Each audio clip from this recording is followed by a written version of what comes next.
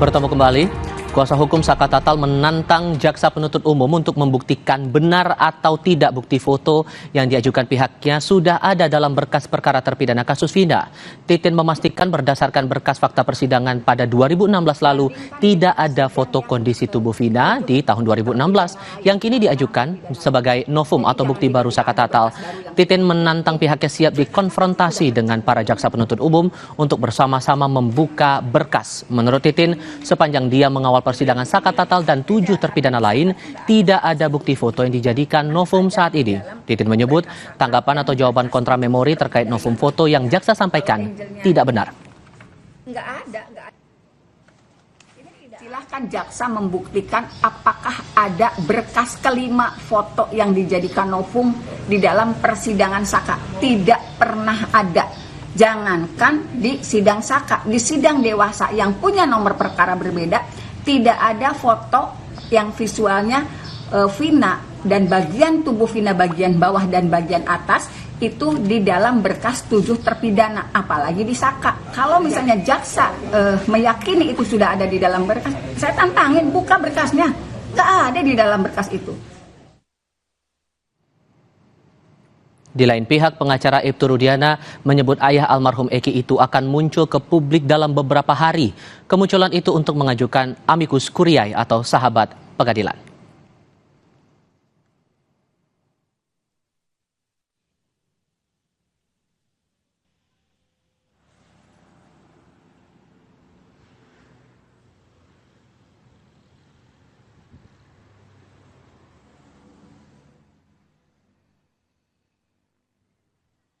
Jadi kenapa Ibtu Rudiana lambat muncul atau belum muncul sampai sekarang? Bagaimanapun beliau adalah seorang anggota polisi aktif yang pasti punya aturan dan rambu-rambu untuk muncul.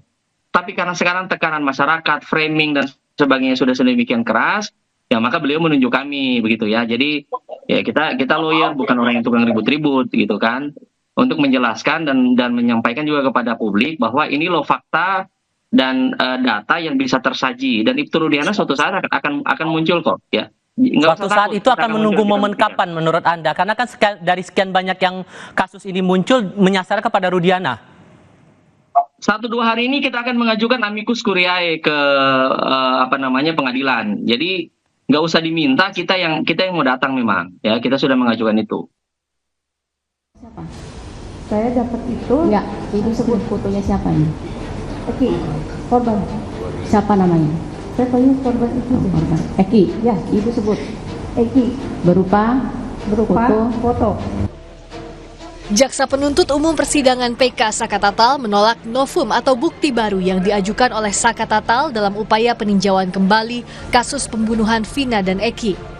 Jaksa menyatakan sejumlah foto dan bukti visum yang dianggap sebagai novum oleh pihak pemohon adalah foto lama.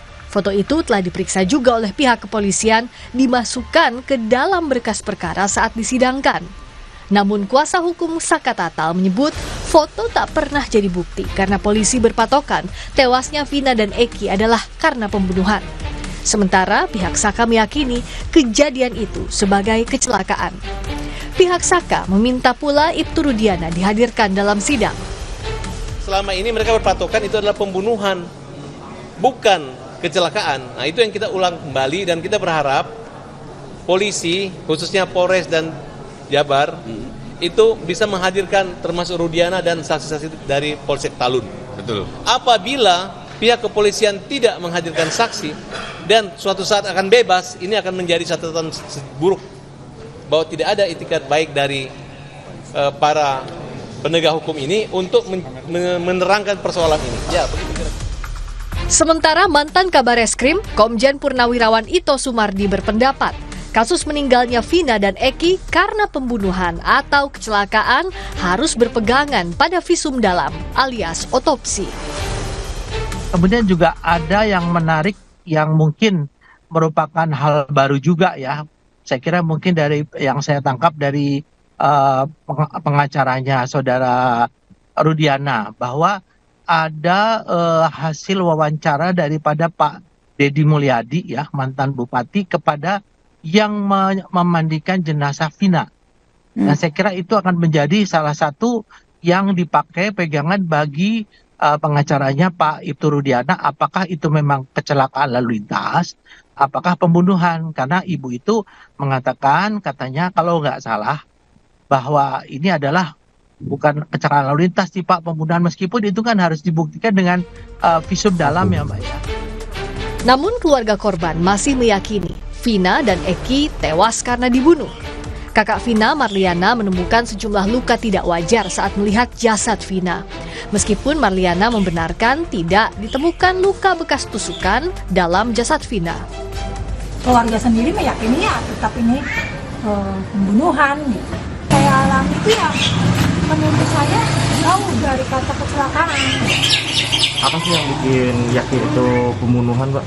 Ada luka tusuk atau gimana? Kalau luka tusuk sih nggak ada ya.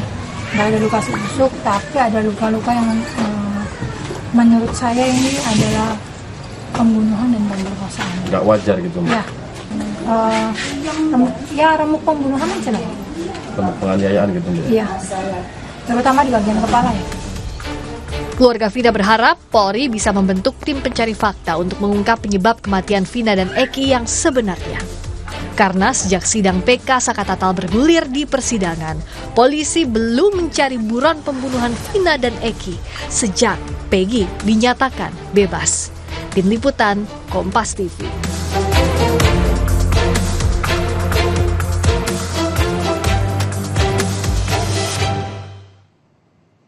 Sejauh apa adu bukti dari pengacara Sakatatal maupun Rudiana soal kasus ini pembunuhan atau justru kecelakaan seperti tudingan pihak Saka?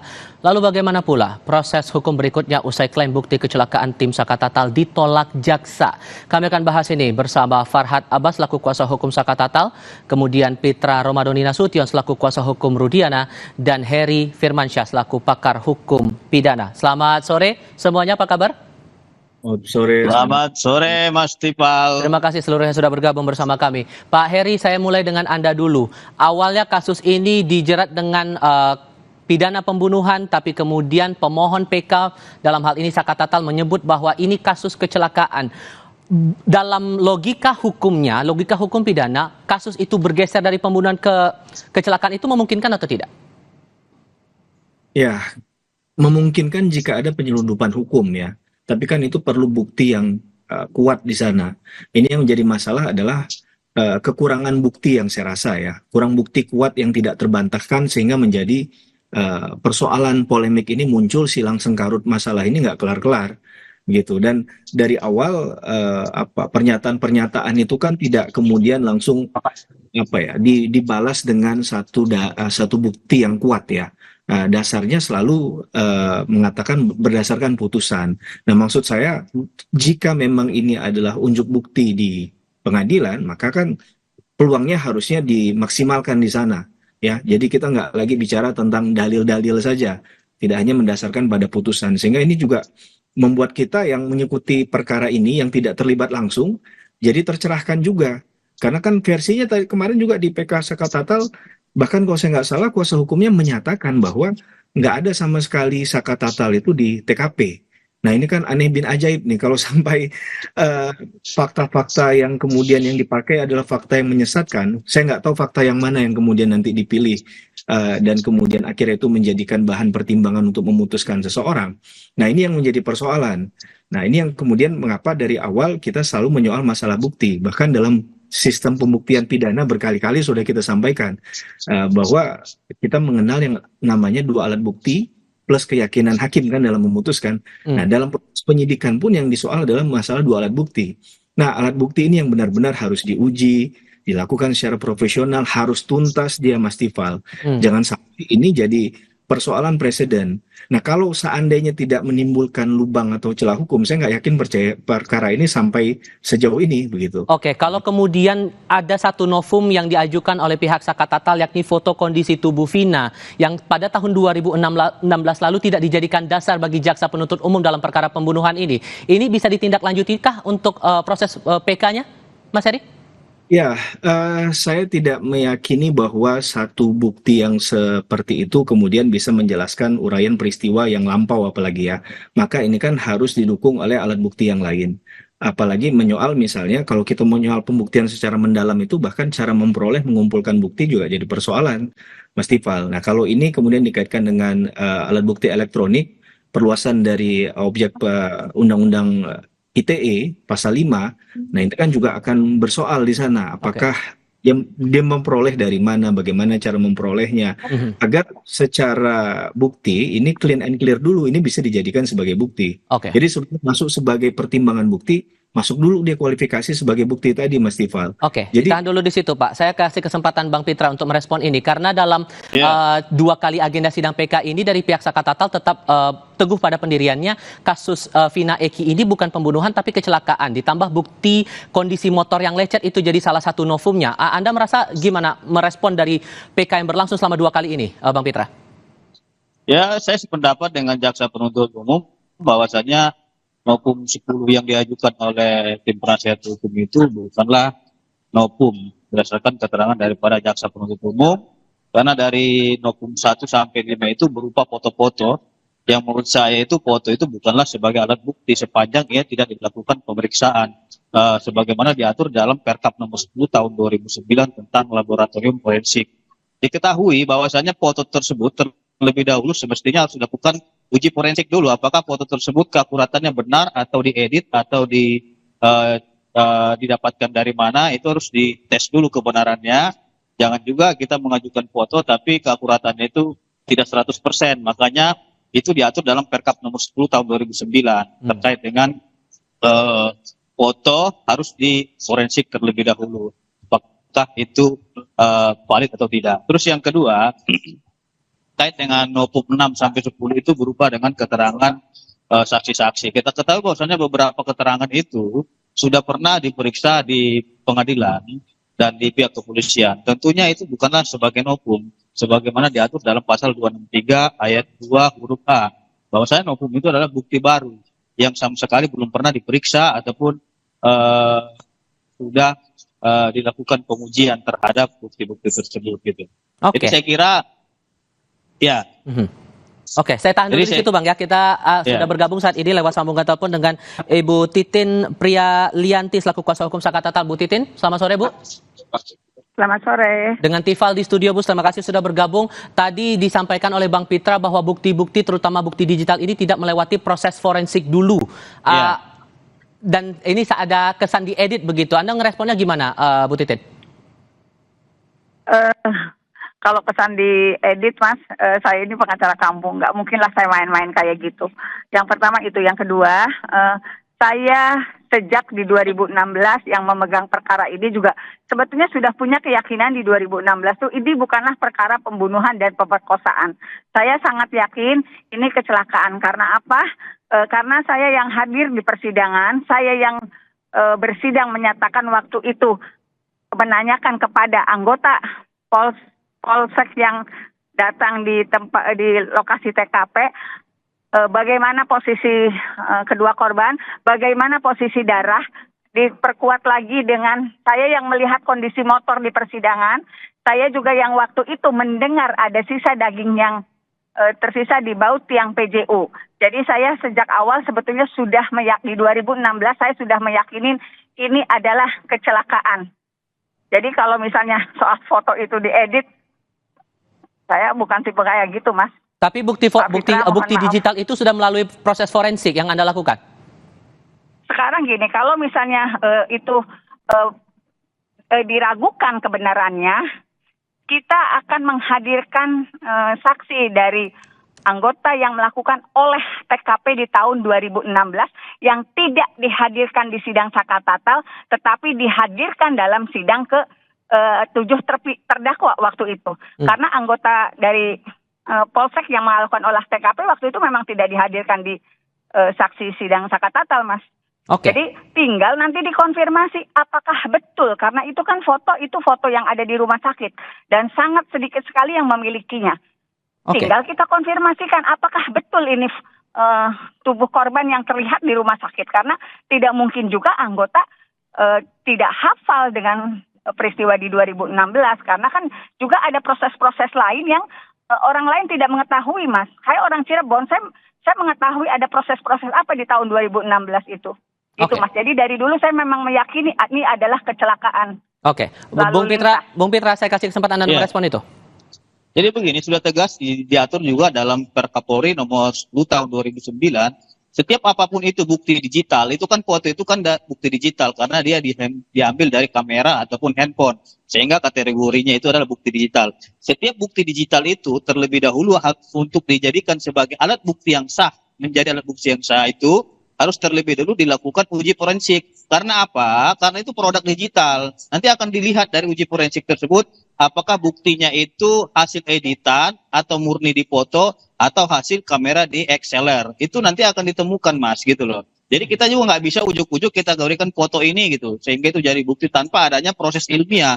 Nah, karena kita semua kan meminta scientific crime investigation. Tentunya juga foto harus menggunakan metode ilmiah juga. Apakah foto tersebut akurat atau tidak? Nah, itu tadi nanti. Jangan juga nanti kita majukan foto tiba-tiba itu hasil editing ataupun hasil editan. Ini yang akan membahaya dan mempengaruhi proses hukum. Makanya diterapkanlah Perkapolri nomor 10 tahun 2009 tentang manajemen alat bukti laboratorium forensik. Seperti itu, Mas. Terus yang kedua, apakah kalau dibilang itu kecelakaan karena baut, sehebat apa satu baut itu bisa memakan 2 orang korban jiwa? Saya kira itu tidak masuk akal. Bautnya cuma 2 cm, bisa orang mati gitu. Nah, sedangkan paku aja situ ditebar 10 aja tidak mematikan orang, apalagi baut cuma 2 cm. Nah, satu hal juga yang harus saya konfirmasi, sorry saya potong di situ, Bang. Karena ada yang menarik juga bahwa kehadiran Pak Rudiana dalam proses sidang PK ini juga menarik untuk dicermati. Konfirmasinya sejauh ini Pak Rudiana akan siap memberikan keterangan dan hal apa yang akan ditekankan oleh beliau? Karena kami melihat tidak ada nopum di situ, bukan nopum, kami tidak akan menghadirkan Ibtu Rudiana. Kecuali nopum beliau itu sangat wah dan luar biasa gitu loh. Jadi kami pastikan di situ Rudiana tidak akan kita hadirkan dari penasihat hukum. Dengan alasan tidak ada bukti baru itu tadi? Tidak ada bukti baru yang kita lihat di situ, jadi tidak perlu gitu. Oke, Mbak Titin, responnya gimana tuh Mbak? Mengenai baut yang bisa mematikan kan prosesnya bukan masalah baut itu bisa bikin mati orang, Mas. Kan situ juga sudah ada di dalam visum akibat kematian korban Eki dan korban Vina kan tertuang juga di hasil otopsi. Hasil visum itu kebanyakan luka-luka lecet. Hasil otopsinya yang menyebabkan kematian korban adalah keretakan tulang tengkolak belakang. Kalau misalnya Bang Fitra meragukan foto itu, kenapa jaksa kemarin menjawab foto itu pernah dihadirkan pada persidangan sebelumnya? Kan jaksa juga menjawab gitu, menolak karena foto itu pernah dihadirkan sebelumnya dengan Angel yang berbeda. Berarti justru kalau jaksa punya keyakinan seperti itu, foto itu pernah dihadirkan dalam Angel yang berbeda. Bagaimana komentar Bang Fitra kalau misalnya jaksa dulu menjawab seperti itu di persidangan kemarin? Yang pertama, Bu Titin, saya kan berbicara dari konstruksi hukum dan peraturan. Sebagaimana diatur dalam Perkapolri nomor 10 tahun 2009 itu tentang alat bukti digital untuk forensik itu jelas diatur setiap bukti digital itu untuk didapat dikategorikan sebagai alat bukti yang sah haruslah terlebih dahulu dilakukan uji forensik, seperti itu bunyinya, Mbak Titin. Jadi saya berbicara peraturan gitu. Sorry, saya harus potong di situ karena durasi kita sangat terbatas. Saya kasih kesempatan terakhir buat Pak Heri. Pak Heri, jadi kalau memang di sidang PK ini tetap bahwa itu adalah kecelakaan bukan pembunuhan, pemohon harus membuktikan hal apa yang paling kuat? Ya, tentunya kan, ya begini, persoalannya adalah tidak ada bukti yang sejauh ini ya, yang benar-benar bisa kita pegang sebagai bukti yang memang didapat dari 2016, yang memang itu misalnya salah satunya hasil visum et repertum yang memperlihatkan juga bukti foto keadaan mayat pada saat itu. Menurut saya itu sebenarnya tujuan utama kalau seandainya tadi pertanyaan Mas Tifal adalah kita masih menggugat ini masalah kecelakaan atau masalahnya pembunuhan kan? Karena di jawaban kemarin yang saya harapkan begitu, tidak hanya membalas singkat saja, tapi ada kemudian pembalikan beban pembuktian dalam konteks ini adalah dia juga membuktikan hal yang sama bahwa itu adalah benar-benar terjadi dan bukti fotonya ada gitu. Menurut saya itu yang akan lebih punya nilai kekuatan pembuktian ya Mas Tifal ya. Baiklah Bang Pitra, terima kasih. Pak Heri, terima kasih. Bu Titin juga terima kasih sudah hadir dalam diskusi kami. Selamat sore semuanya. Terima kasih Bu. Selamat sore. Topik lainnya usai jeda, Timnas U19 Indonesia akan memperebutkan tiket menuju babak final Piala AFF U19 melawan Malaysia di Stadion Gelora Bung Tomo, Surabaya. Diskusinya hadir sebentar lagi.